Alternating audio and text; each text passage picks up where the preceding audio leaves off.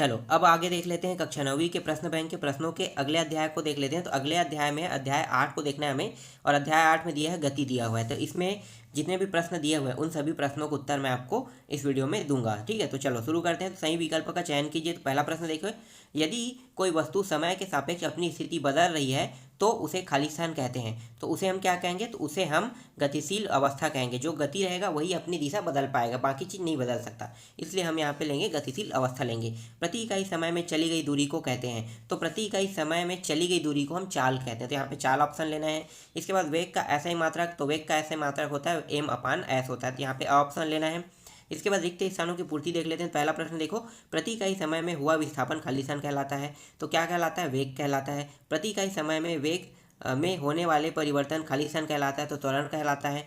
एक निश्चित दिशा में खाली स्थान को वेग कहते हैं। तो खाली स्थान को वेग कहते हैं। किसको वेग कहते हैं? चाल को वेग कहते हैं। ठीक है, ये इसका आंसर है। इसके बाद देख लेते हैं एक वाक्य एक शब्द में उत्तर देख लेते हैं। तो पहला प्रश्न क्या है यहाँ पे देखो, पहला प्रश्न है, आप एक वृत्ताकार मैदान के 2 चक्कर पूरे करते हैं, आपके द्वारा तय विस्थापन बताइए। तो क्या होगा? तय विस्थापन शून्य होगा यहाँ पे, तो शून्य लेना है आपको। इसके बाद दूसरा है, किसी वस्तु को स्थिर अवस्था में कब कहा जाता है? तो यहाँ पे आपको लेना है जबकि समय के सापेक्ष उनकी गति न बदले। ठीक है, ये इसका आंसर होगा। इसके बाद है, किसी वस्तु को गति अवस्था में कब किया जाता है? तो यहाँ पे लेना है गति अवस्था में कब किया जाता है, तो यहाँ भी आएगा जबकि समय के सापेक्ष उनकी गति न बदले। ठीक है, ये दोनों एक ही प्रश्न है, तो इसका आंसर दोनों का एक ही रहेगा। त्वरण का ऐसा ही मात्रक लिखिए। तो त्वरण का ऐसा ही मात्रक है ms-2 है। इसके बाद नेक्स्ट है, एक गाड़ी को ओडोमीटर क्या मापता है? तो यहाँ पे आपको लेना है ओडोमीटर क्या मापता है, तो यहाँ पे एक सेकंड है ना, ताक्षणिक चाल लेना है। ठीक है, ताक्षणिक चाल लेना है। इसके बाद है, जब वस्तु एक समान गति में होता है तो तब इसका मार्ग कैसे दिखाई पड़ता है? तो सरल रेखी दिखाई देता है। अब देख लेते हैं अति लघुत्तरी प्रश्न को देख लेते हैं। तो अति लघुत्तरी प्रश्न में पहला प्रश्न है, औसत चाल किसे कहते हैं? तो देखो, औसत चाल किसे कहते हैं? वस्तु द्वारा तय की गई कुल दूरी में कुल समय का भाग देकर प्राप्त चाल उस वस्तु की औसत चाल कहलाती है। औसत चाल एक अदिश राशि है। ये औसत चाल के जो सूत्र है वो देख लेते हैं। औसत चाल का सूत्र क्या है? वस्तु द्वारा तय की गई कुल दूरी अपान यात्रा में लगा समय। मतलब क्या है? वह उसके द्वारा जितनी भी दूरी तय किया जाएगा उन सभी दूरी को आपको समय में जितना समय लगेगा, जितना घंटा लगेगा, उसके साथ भाग दे दोगे तो औसत चाल निकल जाएगा। ये इसका सूत्र है। ठीक है, फार्मूला। अब इसका मात्रक देख लेते हैं। देखो, मात्रक क्या होता है? मात्रक होता है मीटर अपान प्रति सेकंड। ठीक है, मीटर प्रति सेकंड होता है, तो ms ऐसे लिखते हैं। ठीक है, तो ये इसका मात्रक है। ठीक है, चलो आगे देखते हैं नेक्स्ट प्रश्न। इसके बाद देखो अगला है, एक समान गति किसे कहते हैं? तो किसे कहोगे एक समान गति? तो इसका आंसर देखो, जब कोई वस्तु समान समय अंतराल में समान दूरी तय करती है तो उसकी गति को एक समान गति कहते हैं। निर्वात में प्रकाश की एक समान गति मतलब एक समान गति ms होती है, तो 3 × 10⁸। ठीक है, ये इसके एक समान गति का 1 सेकंड में चली गई दूरी की स्पीड है मतलब। ठीक है, समझ में आया? ये इसका आंसर है। चलो आगे देखते हैं। तीसरा प्रश्न है, असमान गति किसे कहते हैं? असमान गति किसे कहोगे? यदि कोई वस्तु समान समय अंतराल में असमान दूरी तय करती है तो उसे हम कहते हैं असमान गति कहते हैं। ठीक है, उदाहरण, सड़क पर जा रही कार, पार्क में व्यायाम कर रहा एक व्यक्ति, स्टेशन को छोड़ती रेलगाड़ी, ढलान पर लुढ़कती बाल। ये सभी क्या है? असमान गति। ये आपको समझ में नहीं आएगा, मैं समझाता हूँ। देखो, 2 गाड़ी है, 2 गाड़ी जा रहा है, एक गाड़ी की स्पीड कितनी है? 40 है, और एक गाड़ी की स्पीड क्या है? 15 है। तो भाई 15 और एक 40, तो क्या दोनों समान है? नहीं ना, दोनों की स्पीड समान होने के लिए समान होना चाहिए, तो दोनों समान नहीं है, तो क्या है? ये होता है असमान। ठीक है, तो इसको ये इसी तरह से समझाना चाहता था। ठीक है, तो ये इसका आंसर है। चलो आगे देखते हैं।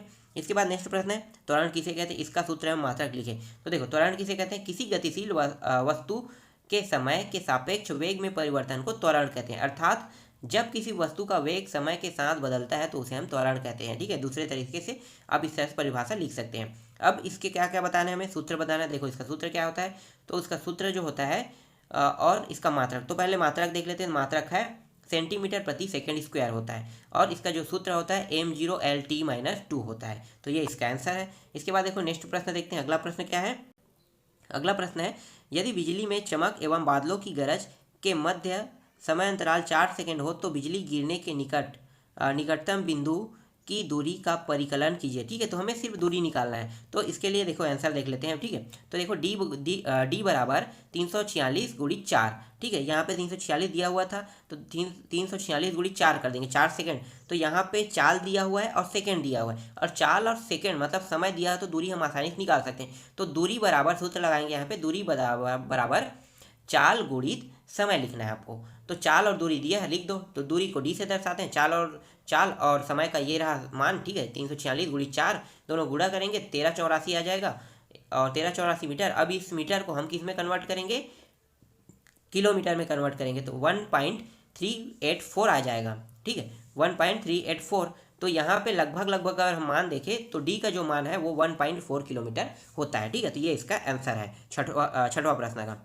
चलो अब देख लेते हैं सातवां प्रश्न। देख लेते हैं सातवां प्रश्न। देखो, एक वस्तु 16 मीटर की दूरी 4 सेकंड में तय करती है तथा पुनः 16 मीटर की दूरी 2 सेकंड में तय करती है। वस्तु की औसत चाल क्या होगी? तो वस्तु की औसत चाल बताना है, तो देखो इसका हल क्या होगा। तो देखो S1 बराबर 16 मीटर, S2 बराबर भी हम 16 मीटर मानते हैं। T1 का मान 4 सेकंड और T2 का मान 2 सेकंड है यहाँ पे। अब यहाँ पे सूत्र लगा दें। सूत्र क्या है? औसत चाल। औसत चाल का सूत्र देखो, कुल दूरी अपान कुल समय। ठीक है, तो कुल दूरी अपान कुल समय, तो कुल दूरी क्या है? S1 प्लस S2 करेंगे, और कुल समय जो है T1 प्लस T2। ठीक है, तो ये समझ में आया यहाँ तक। चलो आगे देखो, इसके बाद क्या करेंगे, इसके मानों को रख देंगे। 16 + 16, और नीचे में 4 + 2 कितना हो गया? 16 + 16 32, और 4 + 2 कितना हो गया? 6, बराबर 16/3 आ जाएगा। ठीक है, तो यहाँ पे आ रहा है 16 काट फीट करने के बाद 16/3 यहाँ पे आ रहा है। ठीक है, अब 16/3 को भाग दे देते हैं, तो यहाँ पे प्राप्त होगा 5.3 मीटर प्रति सेकंड प्राप्त होगा। तो औसत चाल क्या कितना होगा? 5.3 मीटर प्रति सेकंड इसकी औसत चाल है। समझ में आया ये प्रश्न? चलो आगे देखते हैं नेक्स्ट प्रश्न। इसके बाद चाल एवं वेग में अंतर बताइए। तो देखो चाल और वेग में अंतर देखो, तो चाल यहाँ पे देखो, किसी वस्तु द्वारा प्रति इकाई समय में तय की गई दूरी को चाल कहते हैं। ठीक है, चाल का सूत्र क्या है? दूरी अपान समय। और वेग क्या होता है? किसी वस्तु द्वारा एकांक समय में उसके विस्थापन को उसका वेग कहते हैं। वेग बराबर विस्थापन अपान समय लिखना है। यह एक अदिश राशि और यह एक सदिश राशि है। ठीक है, चाल जो है हमेशा धनात्मक होता है और ये हमेशा ऋणात्मक होता है, तो ये आपको याद रखने हैं। ठीक है, ये इसका आंसर है। इसके बाद देखो दूरी व विस्थापन में अंतर। तो देखो दूरी और विस्थापन में तो क्या है? दूरी एक अदिश राशि है और विस्थापन एक सदिश राशि है। ये धनात्मक होता है, ये धनात्मक ऋणात्मक दोनों होता है। ठीक है, यह वस्तु द्वारा तय किए गए रास्ते पर निर्भर करता है, ये वस्तु द्वारा तय किए गए रास्ते पर निर्भर नहीं करता है। तो ये दूरी और विस्थापन में अंतर है। ठीक है, चलो आगे देखते हैं नेक्स्ट प्रश्न। अगला प्रश्न क्या है? किसी अवस्था में किसी वस्तु के औसत वेग का परिमाण उसकी औसत चाल के बराबर होती है। तो इसका आंसर क्या होगा? तो इसका आंसर होगा, देखो, यदि वस्तु चली गई दूरी एवं विस्थापन की परिमाण एक समान हो, औसत वेग औसत चाल के बराबर हो। ठीक है, तो ये इसका आंसर होगा। चलो आगे देखते हैं। इसके बाद पांचवा प्रश्न मैंने छोड़ दिया था ना, तो चलो पांचवा प्रश्न को लास्ट में बता रहा हूँ आपको क्या हुआ था।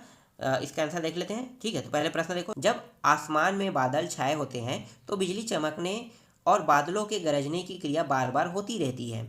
पहले बिजली की चमक दिखाई देती है, उसके कुछ समय पश्चात बादलों के गरजने की आवाज़ आप तक पहुंचती है। ऐसा क्यों होता है? तो ऐसा होने का कारण क्या है? तो देखो यहाँ पे साइड में आप देखो। ठीक है, साइड में प्लस और माइनस दिखाई दे रहा है, और यहाँ पे हरे रंग में दिखाई दे रहा है। तो हरे रंग में मान लो बादल है। ठीक है, वो दो बादल जब आपस में टकराता है तो क्या होगा? घर्षण होगा। तो एक प्लस आवेश बनेगा और एक क्या बनेगा?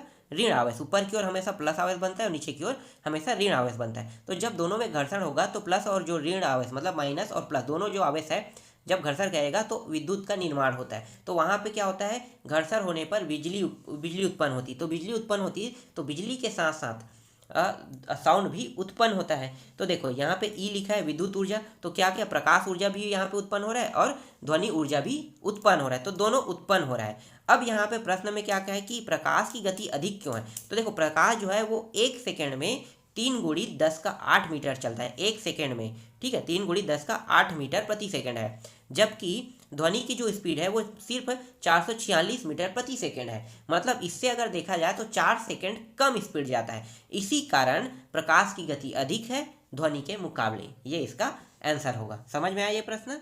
चलो